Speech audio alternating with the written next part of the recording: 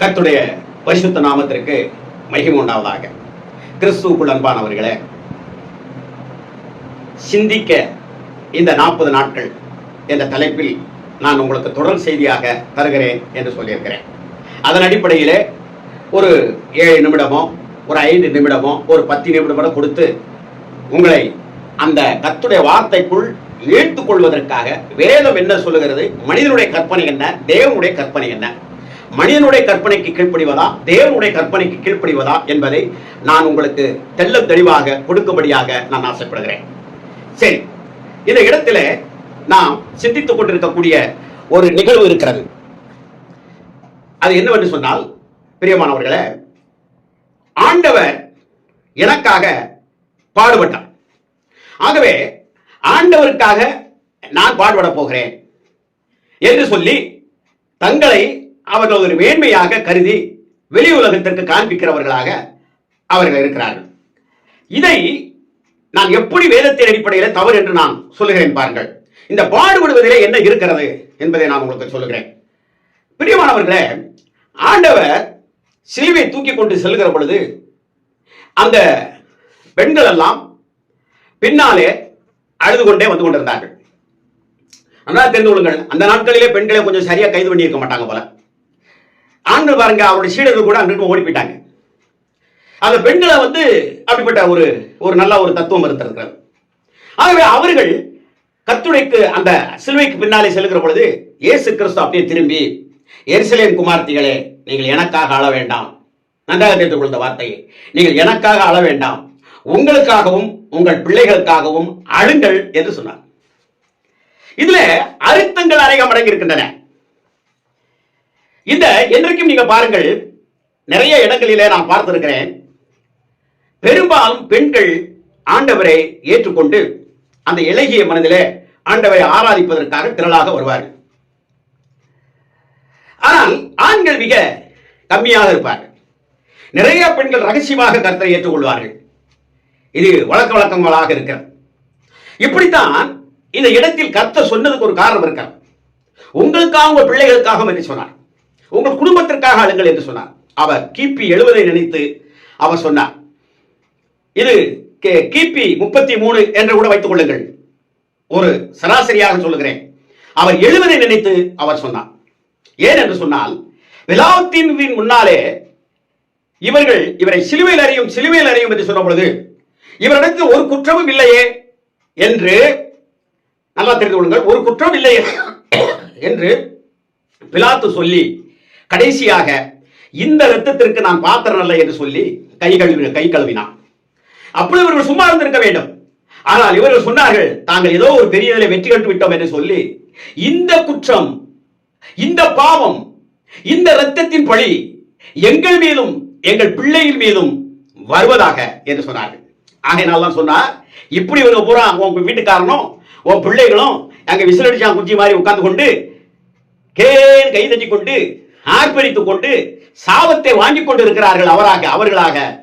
ஆகவே உங்களுக்காகவும் உங்கள் பிள்ளைகளுக்காகவும் இந்த பயங்கரமான நிகழ்வு ஒன்று வந்துவிடாதபடி, இப்படி ஆண்டவரை சிலுவையில் அடைவதற்கு நமது குடும்பம் காரணமாக இருந்து விட்டதே, நாம் காரணமாக இருந்து விட்டவே என்று சொல்லி அவர்கள் வருந்தத்தக்கதாக நீங்கள் ஜெபம் பண்ணுங்கள் என்பதுதான் அதில் புரிந்திருக்கிறது கருத்து.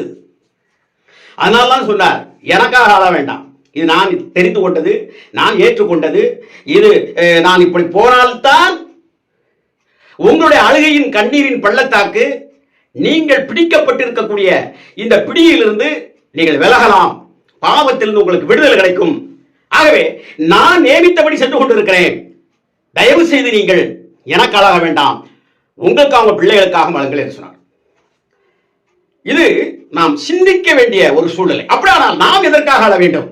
கர்த்தரே சொல்லி இருக்கிறார், எனக்காக, என் பிள்ளைகளுக்காக, என்னுடைய உற்ற உறவுகளுக்காக, பிறருக்காக, என்னை நேசிப்பது போல் பிறரை நேசித்து அவரும் தேவனுடைய ராட்சியத்திற்கு வர வேண்டும், அவனும் பாவத்திலிருந்து விடுதலையாக்கப்பட வேண்டும் என்ற அடிப்படையிலே அவனுக்காக நான் அழுது, பவுல் அது அழகாக சொல்லுவார், நான் மீண்டும் உங்களுக்குள் கிறிஸ்து உருவாகுவதற்காக கற்ப வேதனைப்படுகிறேன்.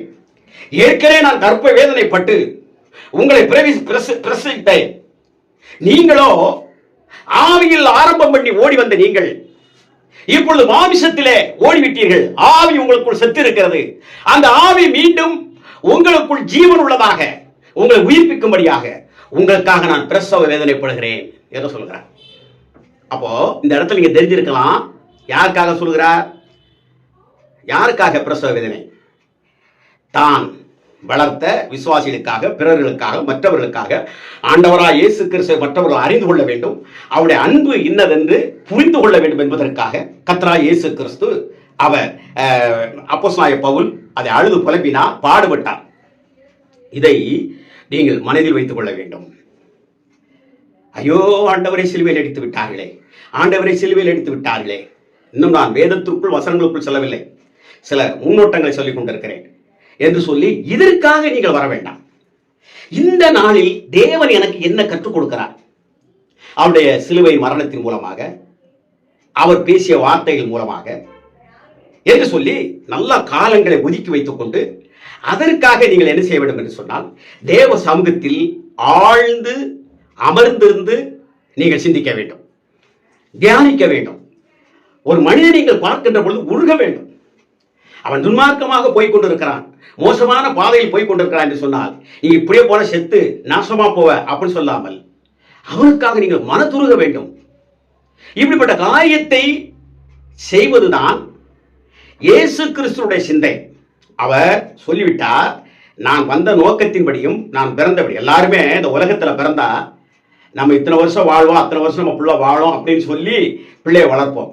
ஆனால் வரியாளுக்கும் தெரியும், இயேசு கிறிஸ்துவுக்கும் தெரியும், எந்த நேரம் மரணத்தை சுமந்து கொண்டு தெரிந்தவர்களாக அவர்கள் காணப்பட்டார். எந்த நேரமும் மரணத்தை சுமந்தவராகத்தான் அவர் சென்று கொண்டிருந்தார். மனுமக்களை பார்க்கின்ற பொழுது கண்ணீர் வடித்தவராகத்தான் சென்று கொண்டிருந்தார். உருக்கத்தோடும் இரக்கத்தோடும் அவர் கண்டு கொண்டிருந்தார். எரேமியா தீர்க்கதரிசி சொல்லுகிற பொழுது, இந்த ஜனங்களை எல்லாம் கூட்டம் கூட்டமாக பார்க்கிற பொழுது அவருடைய வேடிக்கை, அவருடைய கிண்ணறம், அவருடைய நாதசுரம், அவருடைய மேனாமினிக்கு, அவர்கள் இப்படிப்பட்ட காரியங்கள்லாம் பார்க்கின்ற பொழுது எரேமியா மாத்திர வீதிகளிலே அழுது கொண்டே தெரிந்தான். என் தலை தண்ணீரும் என் கண்கள் கண்ணீருமாயிருந்தால் நலமாயிருக்குமே என்று சொன்னான். எந்த விதமான அந்த உலகத்திலே சந்தோஷத்தை, அதனுடைய சமாதானத்தை அவன் அதை ஏற்றுக்கொள்ளவில்லை. அந்த அளவிற்கு அது கிறிஸ்துவினுடைய தாகம் அந்த எரேமியாவுக்குள் இருந்தபடினாலே இந்த அவன் எப்பொழுதும் மல்கையாக தெரிந்து கொண்டிருந்தான்.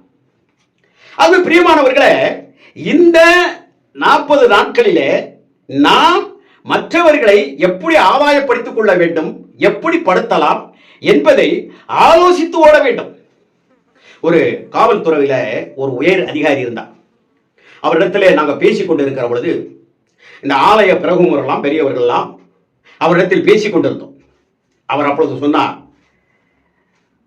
இந்த நாள் அங்க ஒளிஞ்ச எங்க ஒளிந்த இந்த சபையினுடைய பிரச்சனைகளை குறித்து எப்பொழுதும் அல்லுக்கட்டும் சண்டைமா போட்டுக் கொண்டிருக்கக்கூடிய காரியங்களை பற்றி பேசிக் கொண்டிருந்த பொழுது அவர் திடீரென இடமறித்து சொன்னார், இதுதான் உங்களுடைய ஊழியமா? இதுதான் உங்களுடைய ஊழியமா? ஒரு கடவுளுடைய அன்பை அறியாதவருக்கு, உதவியற்ற நிலையில் இருக்கிறவனுக்கு ஓடோடி சென்று உதவி செய்து தேவனுடைய அன்பை அவருக்கு பகிர்ந்து கொடுக்கக்கூடிய அளவிற்கு நீங்கள் யாரும் ஊழியம் செய்யவில்லையே என்ற கேள்வியை அவர் இடைமறித்து கேட்டார். பிரியமானவர்களே, அவர் இப்பொழுது மாற்றலாய் போயிருக்கிறார். இப்ப நான் இதை ஏன் சொல்லுகிறேன் என்று சொன்னால், நாம் இன்றைக்கு எதற்காக அழுது கொண்டிருக்கிறோம்? இப்போ நீங்க அழுததுனாலையோ நீங்க என்ன செஞ்சாலும் ஆண்டவரை சிலுவையிலிருந்து இறக்கி கொண்டு வர போறது கிடையாது. அன்னைக்கு இப்படிலாம் அழுகிறாங்களேன்னு சொல்லிட்டு அவர் சிலுவை போட்டுட்டு உடனே அவர் தன்னுடைய பவரை காட்டி டபார்னு சொல்லி பெரிய காரியத்தில் அவர் ஒன்றுமே செய்யலை. ஏன்னா அவர் அதை செய்யணும். அப்ப உங்களுக்கு எனக்கும் கட்டளையாக சொல்லியிருக்கிறார், நீங்கள் எனக்காக அழ வேண்டாம், உங்களுக்காகவும் உங்கள் பிள்ளைகளுக்காக அழுகிறோம், அழுங்கள்.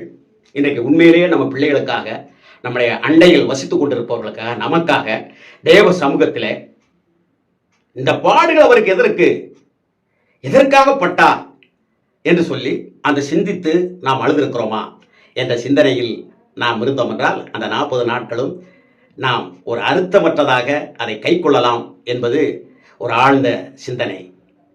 கர்த்தர் நம்மோடு இருப்பாராக. ஆமென்.